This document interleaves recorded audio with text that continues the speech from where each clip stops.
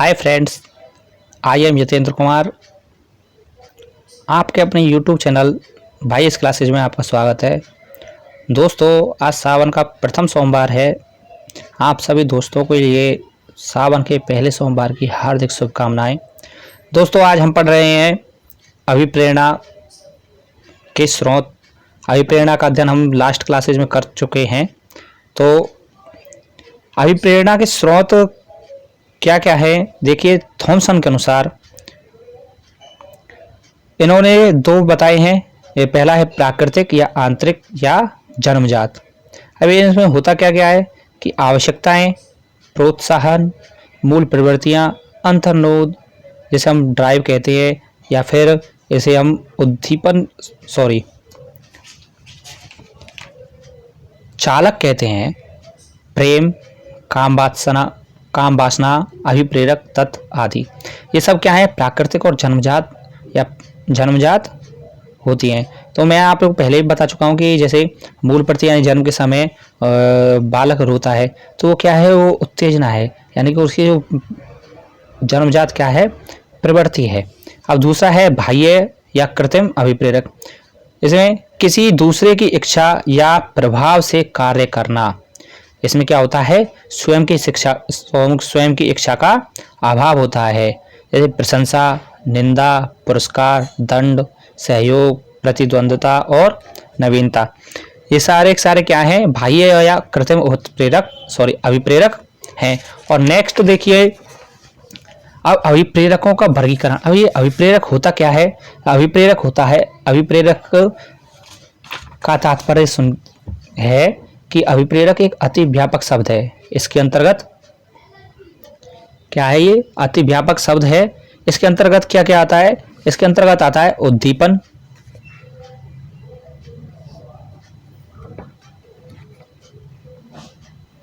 चालक, तनाव, आवश्यकता, ये सभी जो तत्व हैं वो आ जाते हैं। अब देखिए, अभिप्रेरकों का वर्गीकरण अभिप्रेरकों का जो वर्गीकरण किया है वो तीन मनोवैज्ञानिक हुए हैं, जिन्होंने किया है। पहला है अब्राहम मास्लो, दूसरे थॉमसन और तीसरे हैं गैरेट। तो अब्राहम मास्लो के अनुसार इन्होंने दो बताए हैं, एक तो है जन्मजात और दूसरा है अर्जित। यानी कि इन्होंने कहा था कि जो जन्म से ही जो प्रेरक उत्पन्न होते हैं या जन्म से ही व्यक्ति के अंदर जो गुण पाए जाते हैं, चाहे वो शारीरिक हो या फिर वो जैविक हो, वो सब क्या है, ये जन्मजात होते हैं। जैसे जन्मजात के अंतर्गत क्या कह सकते होता है कि जैसे भूख का लगना, भूख, प्यास, निद्रा, काम, विश्राम आदि। और दूसरा होता है अर्जित प्रेरक। देखिए, पहले क्या आता है, जन्मजात में क्या है, जन्मजात के अंतर्गत क्या आएगा, भूख आएगी, क्योंकि जन्म से ही क्या होता है, जन्म से भूख होती है, प्यास होती है, काम, निद्रा और विश्राम आदि, ये क्या है, जन्मजात अभिप्रेरक के हैं। जन्मजात क्या है, हमारी प्रवृत्ति है। जन्मजात जन्म के द्वारा, जन्म से ही हमें क्या मिली है, ये जो प्रेरक हैं वो प्राप्त हुए। दूसरा क्या बताया था इन्होंने, अर्जित बताया था अब्राहम मास्लो। दूसरा क्या बताया था इसने, अर्जित अभिप्रेरक बताएं। अर्जित अभिप्रेरकों में देखो क्या क्या होता है। अर्जित में ये वे प्रेरक होते हैं जो हमारे द्वारा सीखे जाते हैं। ये प्रेरक क्या होते हैं, सीखे जाते हैं, ठीक है। अब सीखे जाते हैं तो हम क्या क्या सीखते हैं कि अब तक जैसे हमारे सीखने में क्या आती है, जैसे हमारी रुचि है, रुचि के अनुसार हम कुछ ना कुछ सीखते हैं, हमारी आदतें बन जाती हैं, और सामुदायिकता यानी कि समूह में रहने की भावना भी क्या हो जाती है, उत्पन्न हो जाती है। ये क्या है, अर्जित अभिप्रेरक है। अब देखिए, नेक्स्ट जो दिया था थॉमसन ने दिया है। थॉमसन के अनुसार इन्होंने क्या बताया है, थॉमसन ने बताया है कि अभिप्रेरक दो प्रकार के होते हैं, एक तो होता है स्वाभाविक और एक कृत्रिम। स्वाभाविक मैंने अभी बताया था आपको, स्वाभाविक में हमने पढ़ चुके हैं कि स्वाभाविक या फिर बताए थे कि इसमें आवश्यकताएं होती हैं प्रेम, काम वासना, अभिप्रेरक, और कृत्रिम में क्या होता है, निंदा करना, निंदा है, क्रोध है, दंड है, सहयोग है, ये यानी किसी दूसरे के द्वारा या कि दूसरे के लिए जो किए जाते हैं, यानी इसमें अपनी इच्छा का अभाव पाया जाता है, वो तो क्या होते हैं, कृत्रिम होते हैं। तीसरा बताया है गैरेट ने। अब गैरेट के अनुसार इन्होंने 3 बताए हैं, जैविक, मनोवैज्ञानिक और सामाजिक। जैविक, मनोवैज्ञानिक और सामाजिक।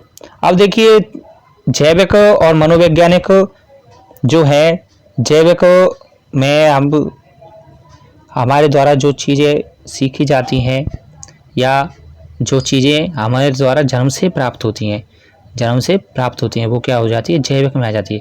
मनोवैज्ञानिक क्या है, मनोवैज्ञानिक प्रेरक में इन्होंने बताया है, ये प्रेरक क्या होते हैं, प्रबल मनोवैज्ञानिक दशाओं के कारण उत्पन्न होते हैं। अब वैज्ञानिक अभिप्रेरकों में क्या होता है, मनोवैज्ञानिक अभिप्रेरकों में क्या है कि ये प्रबल दशाओं के कारण होते हैं, यानी कि दशाओं या स्थिति के कारण उत्पन्न होते हैं, दशाओं के कारण उत्पन्न अभिप्रेरक। इसमें क्या क्या आएगा, इसमें जैसे क्रोध, भय, प्रेम, दुख, आनंद।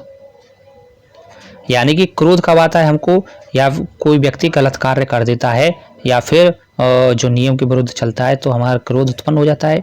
भय क्या होता है, भय यानी कि कोई ऐसी घटना देखना या फिर ऐसी कोई गतिविधि हो जाती है उसके सामने तो उसका भय उत्पन्न हो जाता है।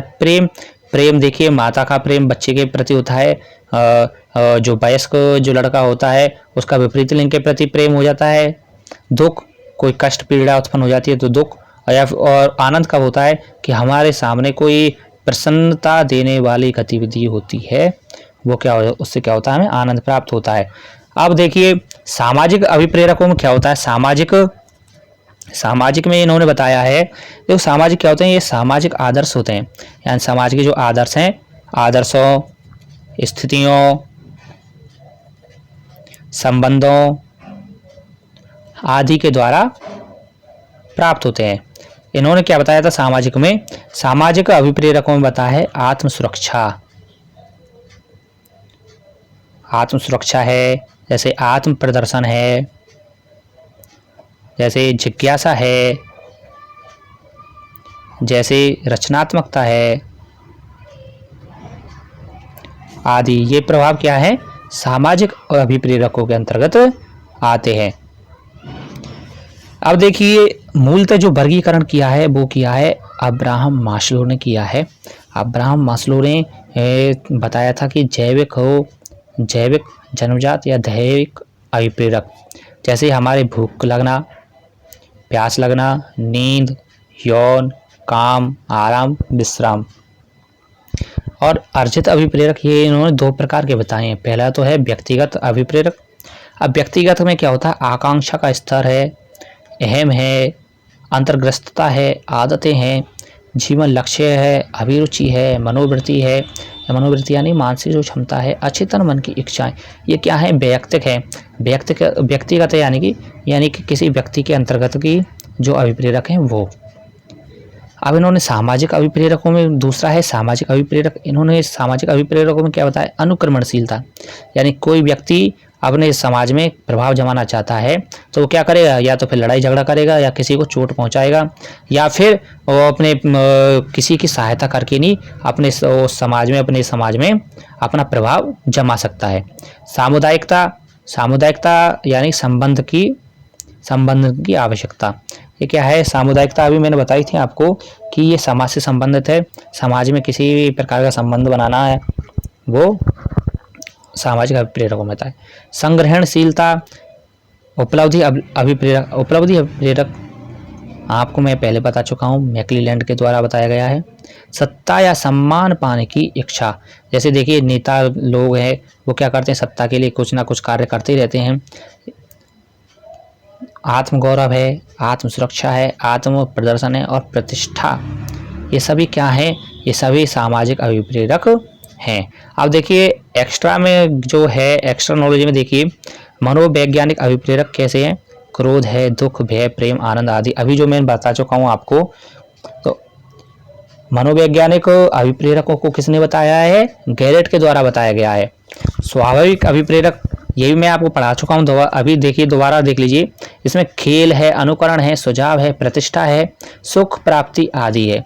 कृत्रिम अभिप्रेरक, ये अभिप्रेरक स्वाभाविक अभिप्रेरकों के लिए, पूरक अभिप्रेरकों के लिए कार्य करते हैं। एक तो किसके लिए, स्वाभाविक के लिए, और दूसरे पूरक अभिप्रेरक, जैसे दंड देना, पुरस्कार देना, प्रशंसा करना, सहयोग करना, व्यक्तिगत और सामूहिक कार्य की प्रेरणा देना। तो देखिए आगे नेक्स्ट पढ़ेंगे हम कि बालकों को अभिप्रेरित करने के तरीके, यानी कि हम बालकों को किस प्रकार से अभिप्रेरित कर सकते हैं। बालकों के अहम यानी जिज्ञासा को संतुष्ट करना, अहम या जिज्ञासा को संतुष्ट करना। जब तक बालक की जिज्ञासा शांत नहीं होगी तब तक वह क्वेश्चन पे क्वेश्चन या प्रश्न पे प्रश्न पूछता रहेगा, और सकारात्मक अभिवृत्ति का विकास करके, यानी कि बच्चे को क्या करना चाहिए, बालकों को सकारात्मकता की ओर ध्यान दिलाना चाहिए, यानी सकारात्मक अभिवृत्ति का उसका विकास करना चाहिए। बालकों की व्यक्तिगत परेशानियों व कठिनाइयों के प्रति सजगता, यानी बालकों की भी क्या होती है, कुछ ना कुछ कठिनाई होती हैं, कुछ ना कुछ परेशानी होती हैं, उनके प्रति भी क्या करना चाहिए, अपने स्वयं को सजग रखना चाहिए। स्वाभाविक प्रवृत्तियों के माध्यम से अध्यापन, यानी अपनी जो अंदर की जो स्वाभाविक प्रवृत्तियां हैं, स्वाभाविक जो आदतें हैं, उनके माध्यम से अध्यापन कराना। प्रशंसा व निंदा, बालकों को देखिए उनके उत्कृष्ट कार्य के लिए क्या करना चाहिए, प्रशंसा देनी चाहिए, और जो कार्य गलत हो जाते हैं उनके लिए क्या करना चाहिए, उसकी जो गलती है उसको सुधारना चाहिए, उसकी निंदा भी करनी चाहिए। आवश्यकताओं का आभास कराकर, यानी बालकों को क्या किससे, आवश्यकताओं का आभास करा करके हम अभिप्रेरित कर सकते हैं।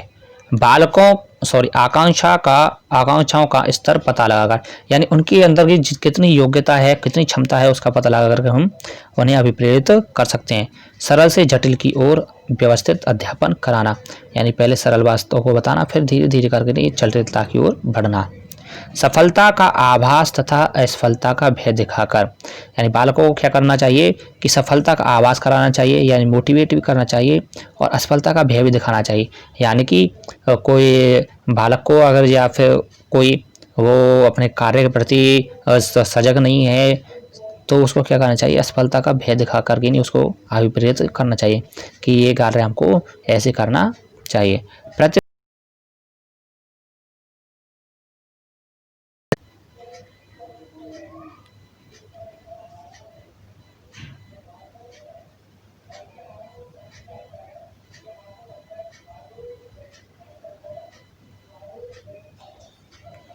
प्रतिस्पर्धा व प्रतियोगिता का आयोजन करवाकर, यानी कि बालकों के मध्य प्रतियोगिता और प्रतिस्पर्धा करा करके नहीं उन्हें अभिप्रेरित किया जा सकता है। परिवर्तित व उचित शिक्षण विधियों का प्रयोग करके नहीं, बालकों को शिक्षण कराते समय उचित जो शिक्षण विधियां हैं, उनसे संबंधित जो शिक्षण विधियां हैं, उनसे हम उन्हें अभिप्रेरित कर सकते हैं, उनका मानसिक विकास में हम योगदान दे सकते हैं। पाठ्य सहगामी क्रियाओं का आयोजन कराकर भी क्या कर सकते हैं, अभिप्रेरित कर सकते हैं। नवीनतम शिक्षण अधिगम सामग्री का प्रयोग, नई नई जो शिक्षण अधिगम की जो सामग्रियां हैं उन